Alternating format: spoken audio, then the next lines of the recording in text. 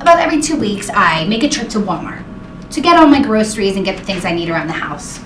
Whenever I go to the beauty product section, I pick up things like chapstick, dry skin healing moisturizer, blemish fighting face wash. I spend my money on all these things pretty often, and honestly I've never done research on the effectiveness of these. I just buy them, says it will delete all my blemishes, and I put it on and hope for the best. But after extensive research in suntan lotion, another skin product, I learned that we shouldn't always listen to the label. Jane Houlihan, a vice president of research for Environmental Workers Group, conducted a study on name brand skin tan lotions. She actually concluded that only 150 of the 950 tested suntan lotions deemed safe and effective. That's only about 16% of the things on the shelves. The industries aren't doing justice to the customers buying their products and aiding against our skin, and their comments on their labels are completely overstated. So I'll start out with the basics. UVR. UVR is ultraviolet radiation, which is a part of the electromagnetic light spectrum that reaches from Earth to the sun. UVR actually damages our DNA in our body, and excessive radiation can lead to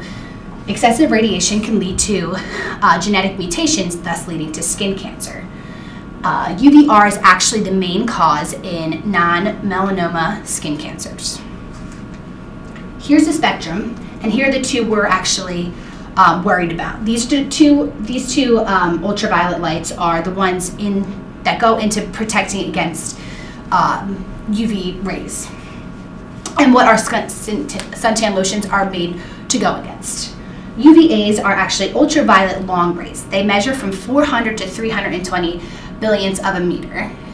Scientists who make the suntan lotions actually weren't originally thinking that UVA rays had anything to do with our skin cancer.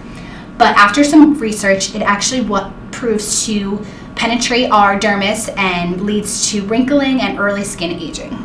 UVB rays are short ultraviolet waves, and they can measure from 320 to 290 nanometers.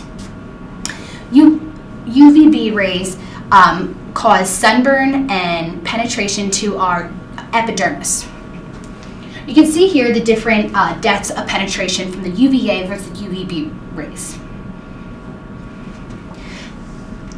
When we look for our suntan or sunscreen lotion, we look for the SPF. If I have a base color, I'll go a little lower. If I don't have any base, I'll go a little higher to protect my skin more. It's called the sun protection factor. Turns out though that the sun protection factor only involves the protection from the UVB rays. And like I just said, the UVA rays penetrate deeper. So how is it effective if it's completely disregarding half of what our skin problems is? Like I just said, is the SPF on a sunscreen or is it on the sunblock? The interchangeable word actually turns out to not be interchangeable at all. According to the Environmental Protection Agency, sunblocks are only protecting against UVBs, and they're a physical makeup that can reflect the UV rays. While on the other hand, sunscreen is a chemical makeup fighting against UVA and UVB rays that absorbs the UV while having a thin layer over our skin. So one absorbs, one reflects.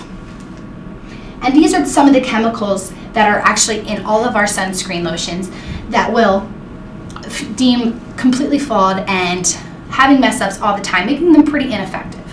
The first one is avobenzone. Avobenzone is an oil-soluble chemical that's in all of our lotions, and it has a full spectrum absorption of the UVA waves, up to 357 nanometers, which, like I just said, the UVA spectrum goes up to 400 nanometers. So there seems to be a huge misconception in the middle of it. Avobenzone often signifies signs of degradation throughout the day in the sun.